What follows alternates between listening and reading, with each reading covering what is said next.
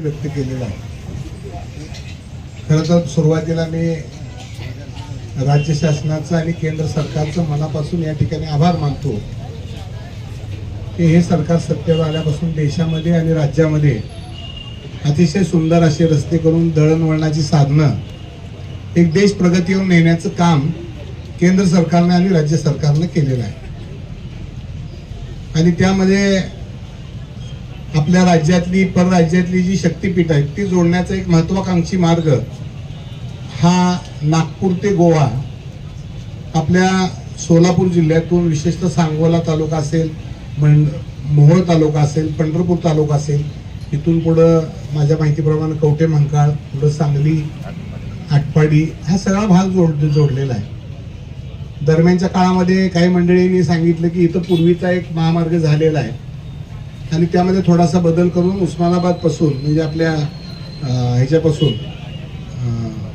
धाराशिव पासून तो मार्ग वळवून तिकडून मान तालुक्यातून त्या पट्ट्यातून तिकडून न्यावा अशा पद्धतीची मागणी केलेली आहे। ही मागणी मी या निमित्तानं त्यांना सांगेन की त्यांनी मागणी केलेली रास्त आहे।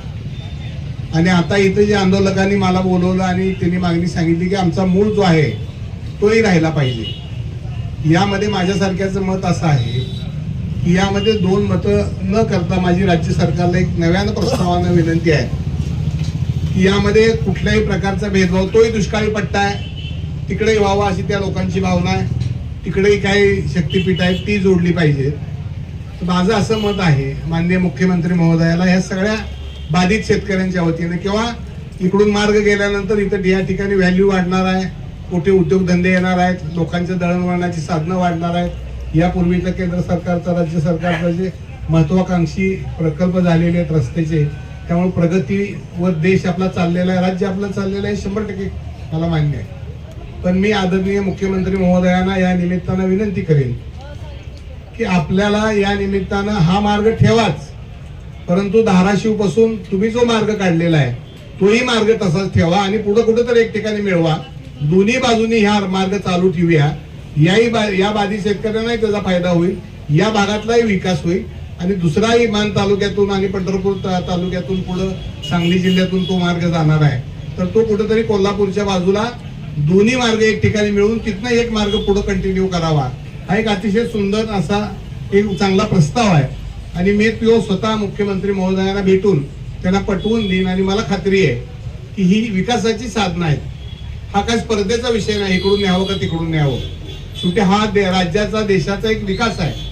त्यांनी केलेली मागणी ही योग्य आहे आणि अगोदर तुम्ही तर केलेली मागणी ही योग्य म्हणण्यापेक्षा अतिशय महत्वाची आहे की आपण न सांगता शक्तीपीठ आपल्यातनं अगोदरच टेक्निकलीच बसतोय, तांत्रिक दृष्ट्या त्यांनीच सांगोला तालुका किंवा हा मार्ग निवडलेला आहे।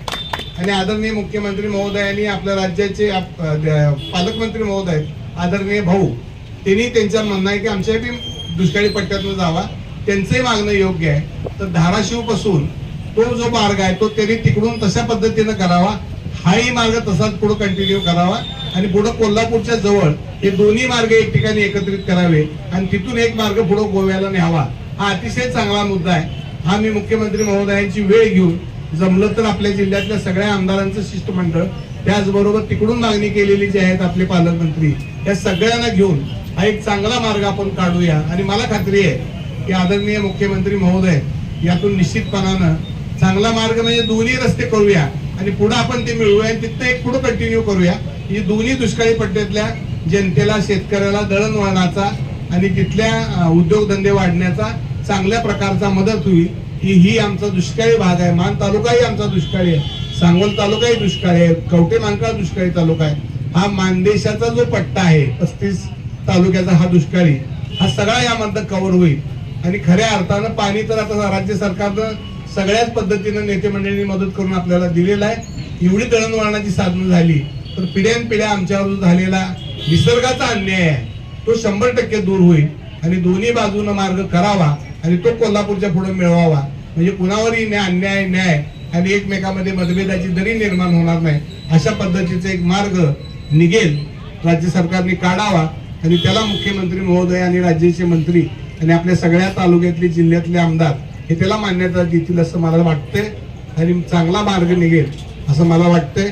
तर अशा पद्धतीनं मी आपल्या सगळ्यांच्या समवेत सगळ्यांच्या आमदारांना बरोबर घेऊन मान तालुक्यातल्या आमदारांना, आपल्या जिल्ह्यातल्या आमदारांना, जिथून जिथून हा पहिला मार्ग जातोय आणि जिथून जिथून दुसरा मार्ग जातोय, हे सगळे एकत्रित करू. आपण हे सगळे भाऊभाऊ आहोत, एका राज्यातले आहोत. सगळ्यांचाच विकास होणं हे आपलं माध्यम आणि साधन आहे, हे साध्य आहे.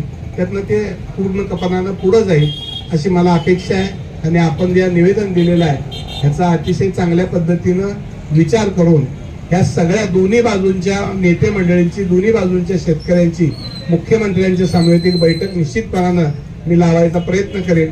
सगळे विधानसभेचे प्रतिनिधी, आजी माजी सदस्य असतील, या सगळ्यांना विश्वासात घेऊन आपण हा मार्ग काढूया. आणि मी तुम्हाला आश्वासित करतो की निश्चितपणाने यातनं राज्याचे मुख्यमंत्री, दोन्ही उपमुख्यमंत्री यातनं मदत करतील आणि मार्ग काढतील ही अपेक्षा या निमित्तानं मी व्यक्त करतो. आणि लवकरात लवकर ही बैठक लावायचा मी या निमित्तानं प्रयत्न करतो.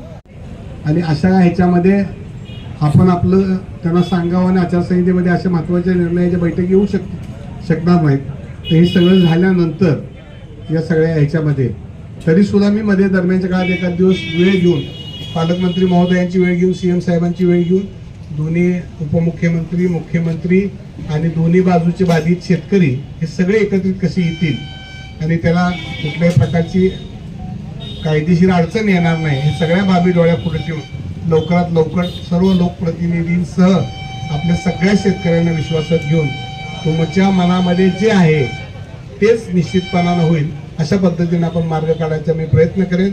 आणि मला खात्री आहे असे आजपर्यंत माझ्या राजकीय कारकिर्दीमध्ये मध्यस्थी मी जिथे जिथे झालो तिथे चांगले चांगले मार्ग निघाले.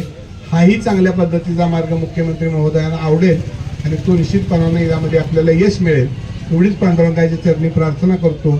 आणि आमच्या या दुष्काळी पट्ट्यातून जाणारा मार्ग आणि त्याही दुष्काळी पट्ट्यातून जाणारा मार्ग दोन्हीही महामार्ग व्हावेत आणि पुढे एकत्रित मिळावेत अशा प्रकारचं आपलं निवेदन मी स्वतः आपल्या निवेदनामध्ये माझी व्यक्तिगत आणि आपल्या सगळ्या लोकप्रतिनिधीच्या सह्या घेऊन एक बैठक करायचा निश्चितपणे प्रयत्न करेन. धन्यवाद.